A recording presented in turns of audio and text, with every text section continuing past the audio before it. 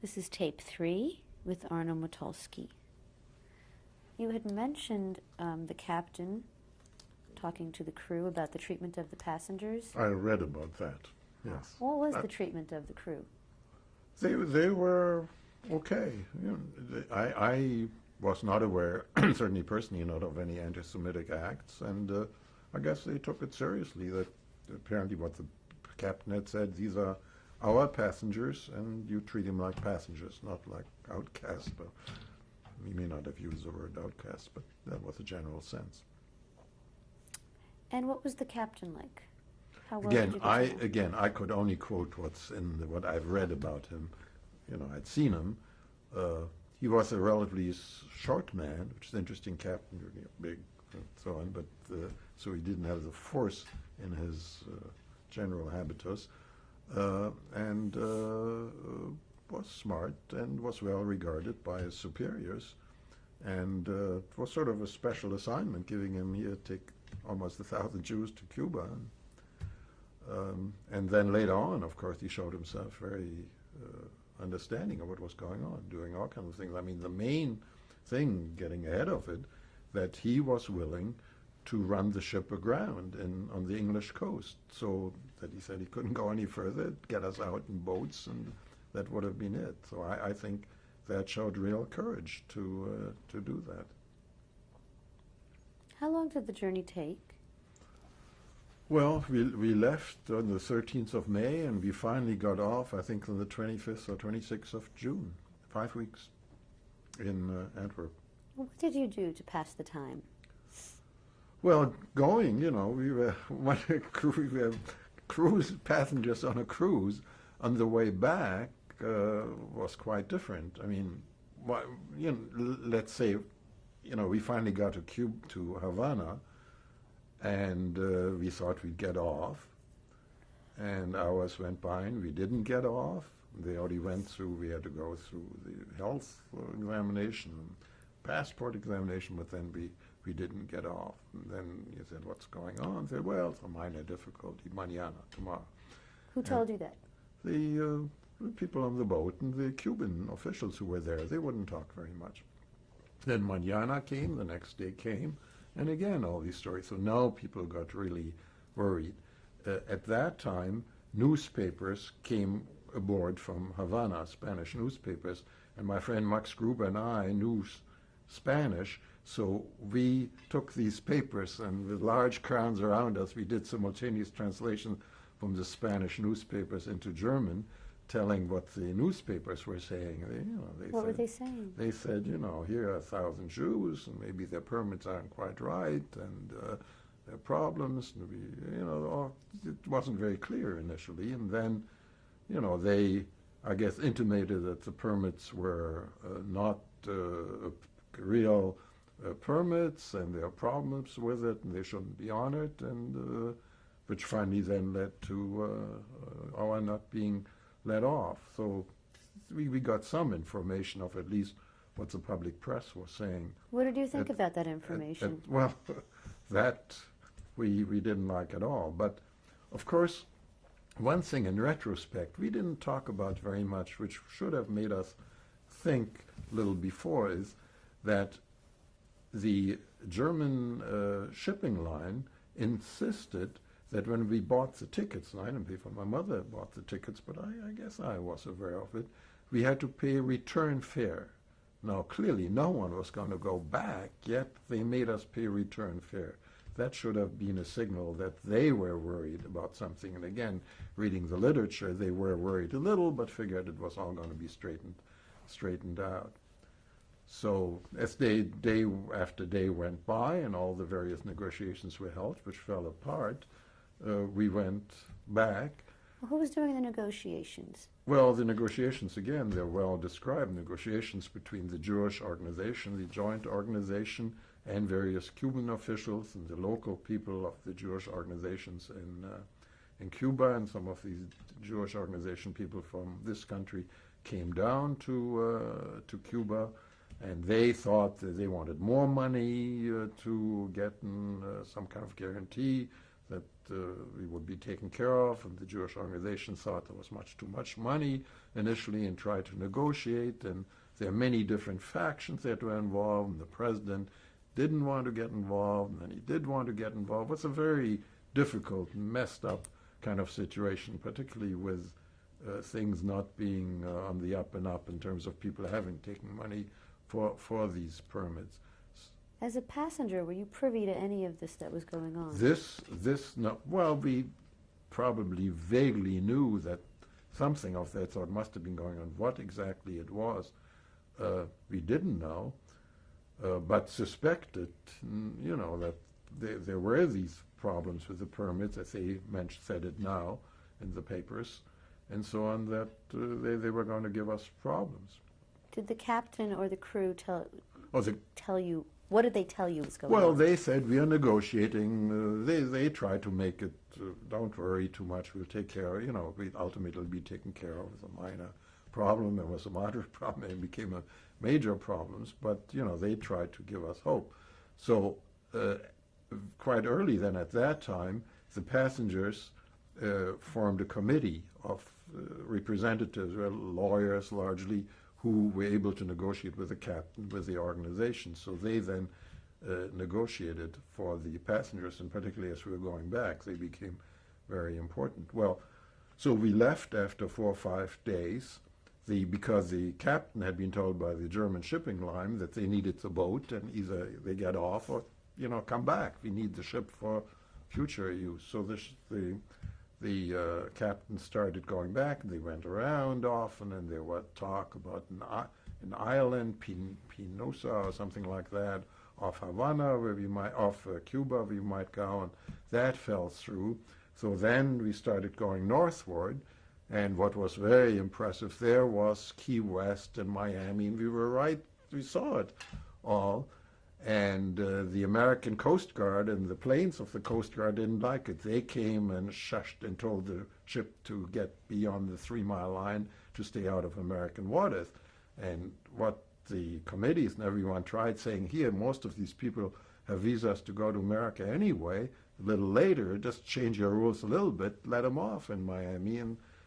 But in those days, there was quite a bit of anti-Semitism here, too. And all the letters and telegrams and things to Roosevelt and the immigration authorities, and ultimately Roosevelt, I guess, led to, no, we couldn't get off. What was the overall emotional climate of the passengers? Horrible. I mean, I guess what had happened already, some people gotten early in Havana Harbor. One guy cut his wrists and jumped off the boat. I saw it shortly after he jumped into the water, and a sailor, very brave sailor from the boat, went after him and prevented his drowning, and put him on they got a little boat, and he survived in Cuba. I don't know what happened to him. What was his name? Lowe, I think, Lowy or something like that. The other thing I should mention before is what was extremely emotional, particularly for my mother and for us less so as kids.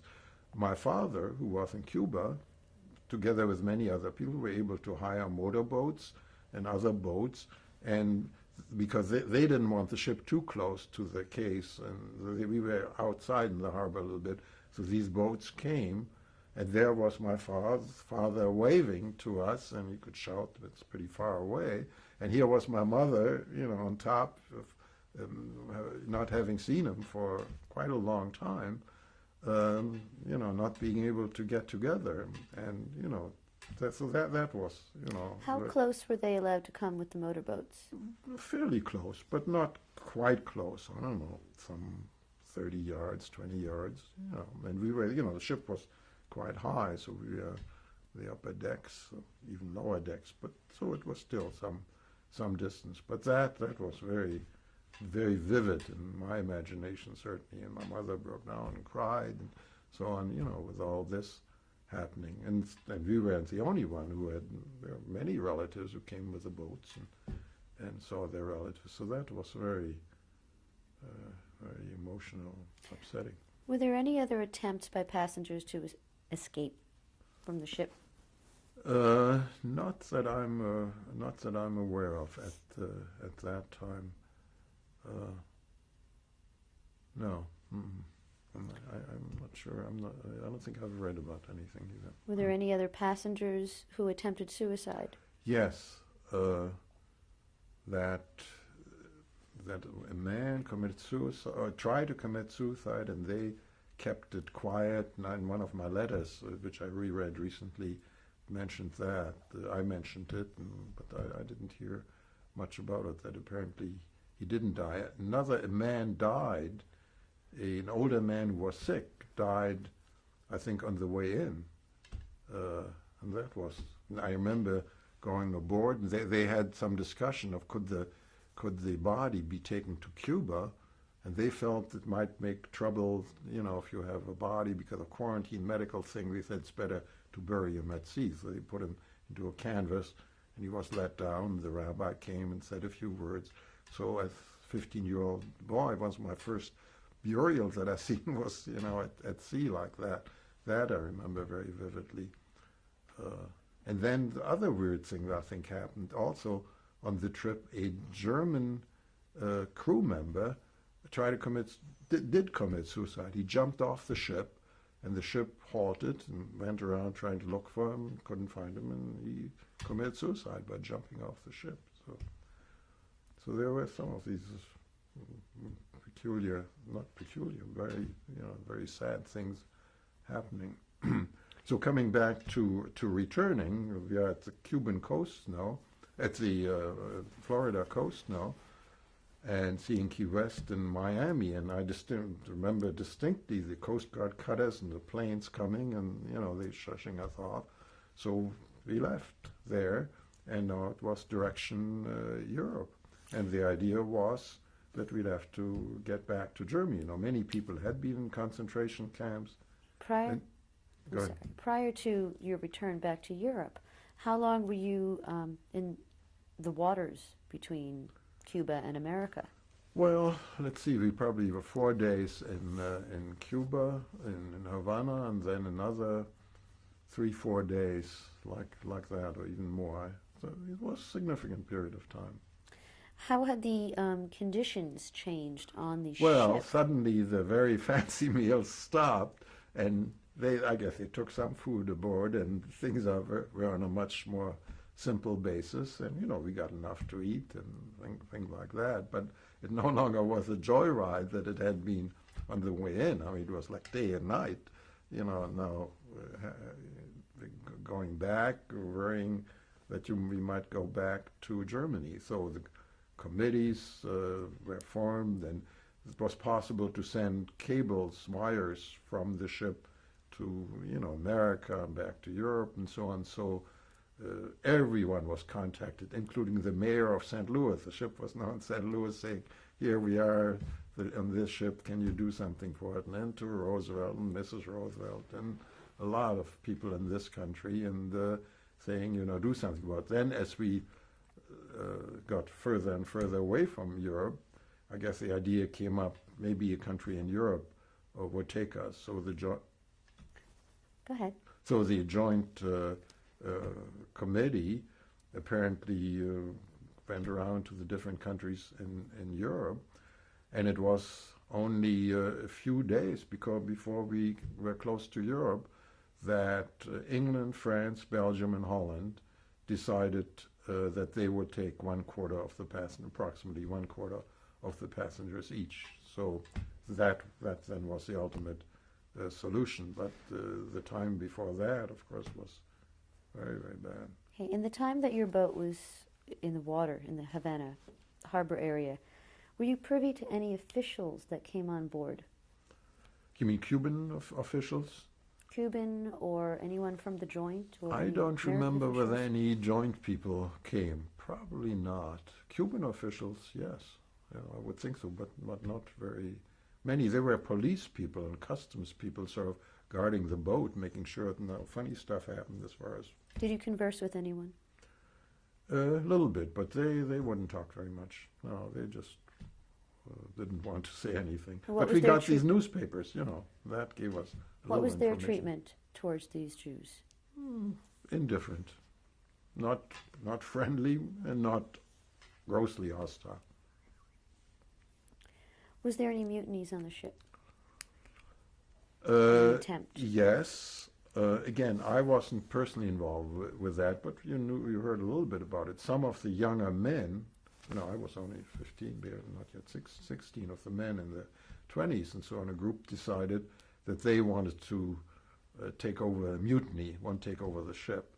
And the committee found that out and talked to them and figured, how are you going to run the ship if you're going to cause more problems? Good. So they finally talked them out of this kind of thing. But yes, there was real feeling about that. Did any passengers get off the ship at all?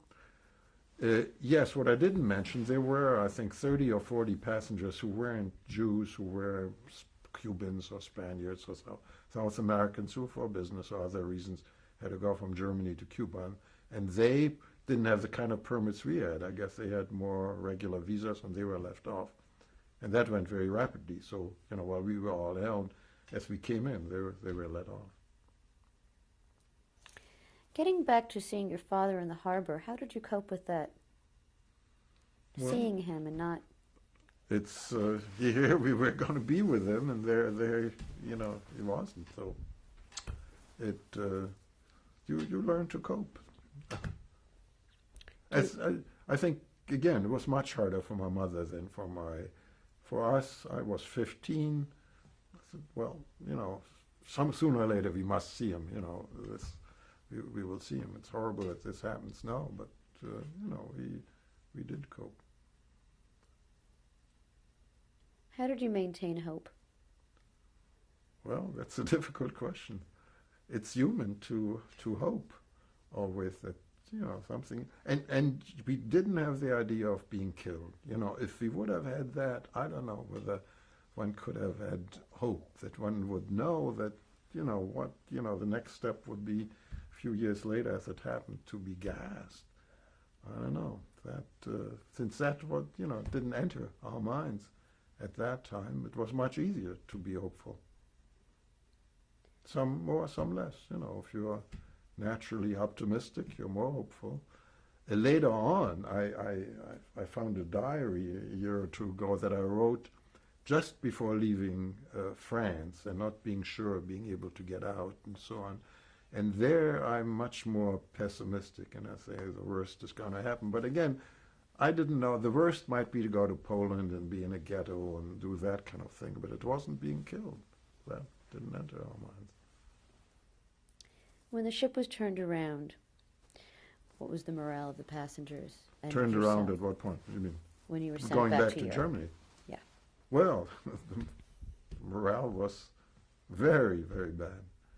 Very, very bad, particularly to the men who'd be in the concentration camp and figured they'd have to go again, and all the horrible things that had happened in the concentration camps. One thing I didn't mention is that if a person had been in a concentration camp, they had to sign when they were let out that they wouldn't tell anyone what happened in the concentration camp, and that they would find these people, and they were so scared that, often they wouldn't tell all the thing that happened, but they knew what was going on, and they're going to go back to Germany. So they were very, very unhappy. Did they share their experience with you on board? Well, probably they did with, other people being in concentration camp. Again, I was, a 15-year-old German, adult, or an American adult wouldn't confide, this kind of thing to an adolescent. So,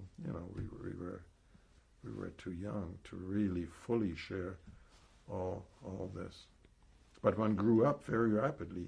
I mean, I find this whole experience, when I got here, being 18 years old, I became an adult who rapidly and took things for granted, was able to cope with things that many others might not, even later on, because, this kind of thing taught you a lot about life and coping with adversity. Describe for me, if you will, your Emotional state on the journey back to Europe. Well, we probably, I wasn't that tremendously depressed and upset as the older people who were in concentration camps. That's very clear. Yet, you know, there was this unknown, what would happen to us. But, you know, one lived, one didn't know. What condition was your mother in? Hmm? What condition was your mother in? Well, my mother was much more upset about things, didn't know. And again, as a woman, probably less so than the men. I mean, the men who had the concentration camp experience. Because, again, at that time, women went in concentration camps, and even things were bad. As a Jew, you know, you figured you'd survive. And, you know, there was always the idea, well, there was no war yet, but maybe the Nazis can't last forever. You know, that this is a bad dream. I mean, earlier during Nazi time, people said, well, you know, this is ridiculous. This man Hitler, he'll never make it.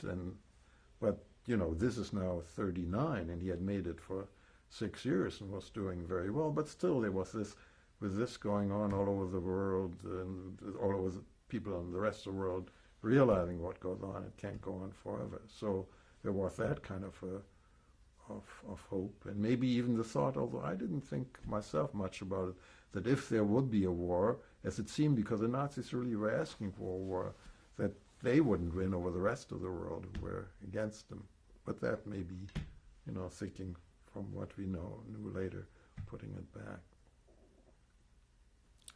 So what happened when the boat approached Europe? Where did it go?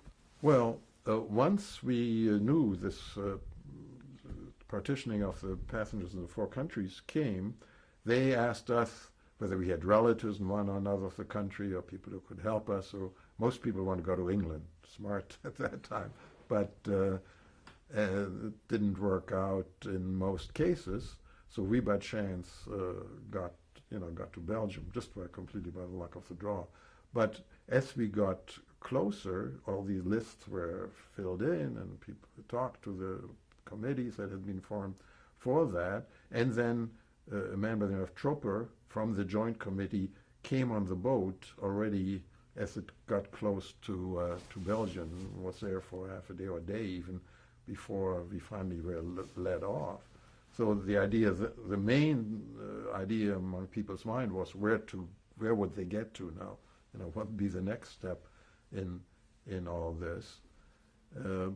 But people were hopeful now, you know, they'd be in any one of these countries and they might wait it out there. But this being May 39 and all this talk about war coming of some sort, that in England you'd be much safer than you would be in Holland and Belgium, and but even France, you know, was close to Germany, and that turned out to be correct. I mean, Holland, Belgium, and France were very similar. Well, I guess all the people in England survived.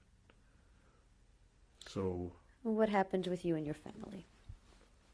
Well, we were, as I said, by the luck of the draw, assigned to Belgium. We left Antwerp, went to Brussels. The Jewish committee took care of us and assigned us. The first night we spent in some very nice non-Jewish people's home. I guess there was lots in the newspapers, and they asked for people, 200 people are going to come, open your home to someone.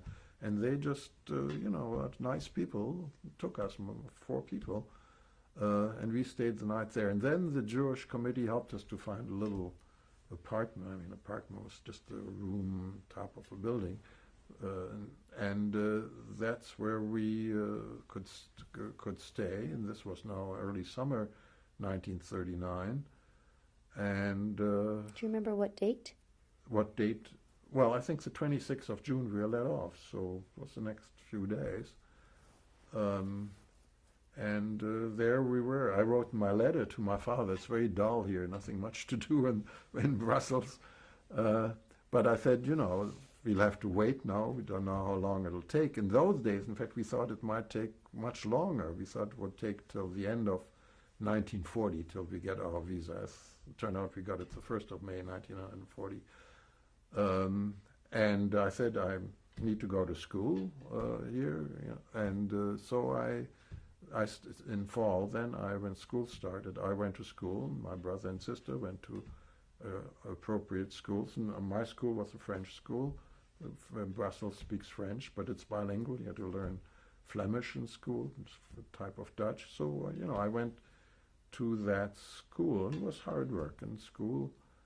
And at the same time, I wrote all these long letters to my father describing what had happened on the St. Louis and what was going on and this and that.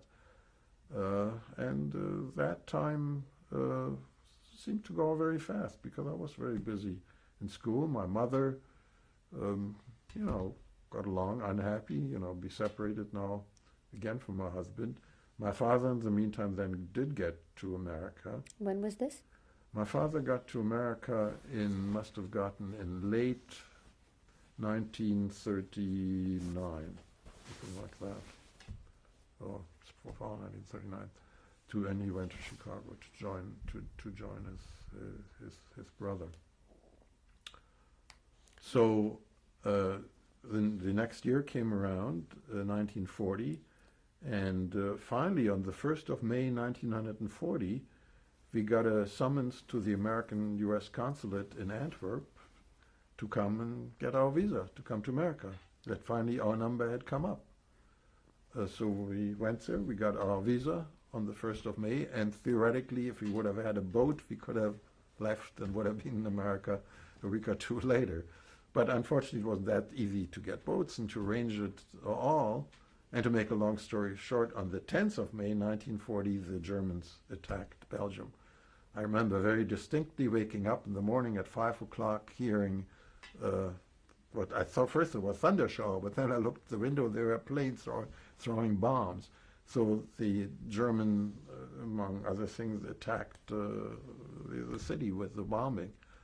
And I said, this is it. And I already said, I got to pack my suitcase because I'm sure something is going to happen to me while nothing might be happening to you in terms of being taken away as a German.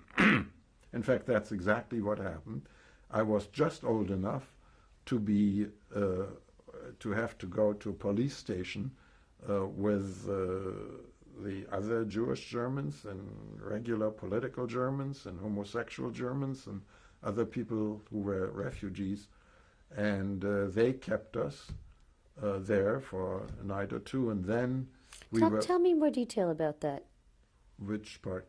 About being taken. Well, the idea was that these were men of military age who might be fifth columnists or Germans who do bad things to the Belgians with the war going on, so they want to separate them. And put them into some kind of a camp, or as it's done in wartime. If you take the aliens and put them away, they didn't have any way of telling between Jews and regular Nazi Germans, so all the German nationals were taken. Okay, we'll stop and change tapes.